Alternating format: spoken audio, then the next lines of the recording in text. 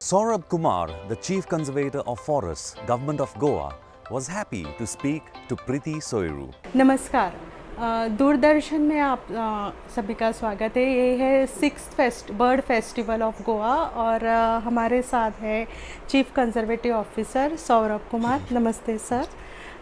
Sir, आपने जैसे कहा था कि यहाँ क्लासेस के ज़्यादा मोर प्रैक्टिकल्स लिए जाएंगे, तो उसके बारे में आप थोड़ा एलेबरेट कर सकते हैं? जी मैम, ये हमारा राज्य स्तर का 6th बर्ड फेस्टिवल है जो हम हर वर्ष मनाते हैं।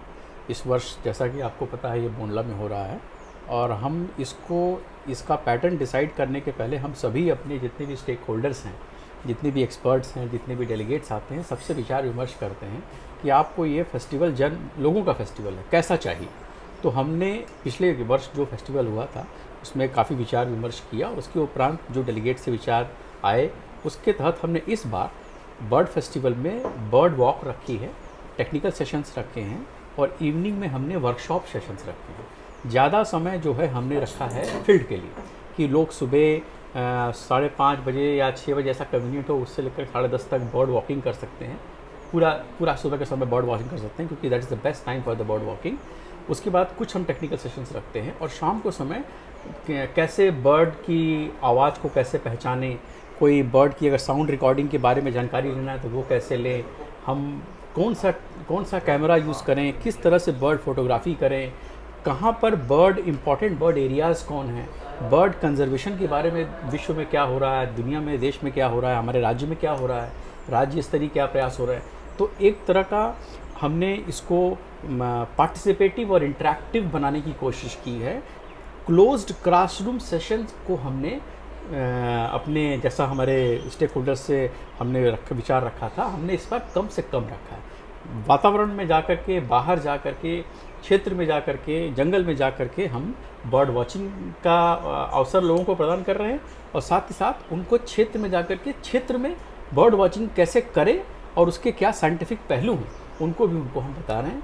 ये भी बता रहे हैं कि बर्ड कंजर्वेशन का क्या महत्व है, बर्ड का साइंटिफिक मैनेजमेंट कैसे करना चाहिए और हम गोवा इस विषय में क्या कर रहा है और बाकी विश्व में भी क्या हो रहा है।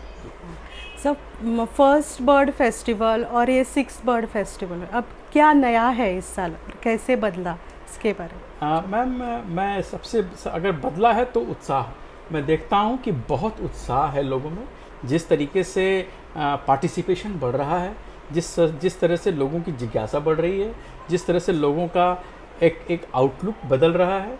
मैं जैसा कि मैंने अपने इनॉग्रल सेशन में बताया था कि पिछली बार हम 3000 लोगों से जुड़ पाए थे। हमें बर्ड फेस्टिवल में 3 दिन मिलता है, तो हमने प्री बर्ड फेस्टिवल एक्टिविटी भी शुरू की जो हम 1 महीना अमूमन पहले शुरू करते हैं। उस एक्टिविटी में हम ये चाहते हैं कि जितने ज़्यादा से ज़्यादा लोगों को हम जोड़ सकें। सेटेलाइट सिटीज़ हमको बनानी पड़ी, इतना ज़्यादा उत्साह लोगों का आ रहा है, इतना लोगों के हमसे क्वेरी आती हैं, इतना लोग इससे जुड़ना चाहते हैं कि हमें बर्ड फेस्टिवल से 1 महीना पहले ही एक तरह से बर्ड फेस्टिवल हम शुरू कर दिए। ये एक्टिविटी पिछले वर्ष से हमने शुरू की थी और इस वर्ष इसको हमने और इंटेंसिफाई किया और यूथ अवेयरनेस के लिए बहुत हाँ। और इस बार कॉलेज और स्कूल के और बच्चे बच्चियाँ यूथ जितने भी थे बहुत ही मोटिवेटेड होकर उन्हें पार्टिसिपेट कर रहे हैं और मैं इस विषय में काफ़ी हर्ष है। मैं I appreciate my efforts of all my stakeholders including my team that they have successfully attended and sensitized more than 7,000 youths of Goa who are going to be the ambassadors for the bird festivals next to come. Sir, आप हर जगह travel किया होगा और आपका experience भी बढ़ता है, तो कुछ एक्सपीरियंस ऐसा शेयर करिए कि काफ़ी जगह आप बर्ड फेस्टिवल के लिए गए। जी, बर्ड फेस्टिवल एक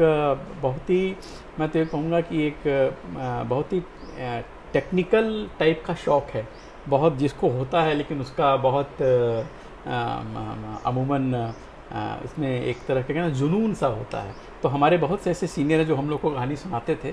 हमारे एक बहुत ही सुपर सीनियर हैं, वो बर्ड की साउंड में मतलब 2nd-3rd लेवल की जो बर्ड की जो अवेयरनेस होती है, ही हैड ऑब्टेन्ड दैट। और मैं तब अंडमान निकोबार में था और वो हमारे क्षेत्र में आए थे बर्डिंग के लिए। I hosted him to go to some place, and he was so fascinated by the forest and by the birding that he was cut off for almost 3 days. Oh. I was lost ki what happened to him and where he had gone. And he very smiling, he came out of the forest after 2-3 days. He was on his own. The place was Ratland. I still remember that is very, very uninhabited type of island. We have only a small habitation there. Yeah. तो वो इस तरह का शौक लोग रखते हैं, और मैं उस तरह का शौक आज की यंग जनरेशन में भी देख रहा हूँ. लोग जंगल में चाहते हैं, हमसे आके बोलते हैं कि आप हमें अगर जंगल में कैंप करने दीजिए, हम जंगल में रहना चाहेंगे, जंगल में बर्डिंग करना चाहेंगे. तो इस विचारधारा को भी लेके हम आगे चल रहे हैं, और हमारा ये प्रयास है कि नॉर्थ गोवा और साउथ गोवा दोनों अपने जो एक्सट्रीम्स हैं उनको हम एक बर्डिंग ट्रेल के रूप में कनेक्ट करें.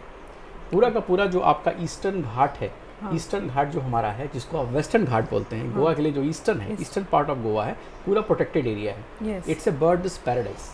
So we are trying to attempt birding facilities, ecotourism facilities such that the whole north and south Goa is connected, and it will be a very good facility for the birders to traverse the whole state and do and appreciate a lot of bird species do we have in Goa. Thank you very much, sir. So thank you for joining Didi also. Thank you, madam. धन्यवाद.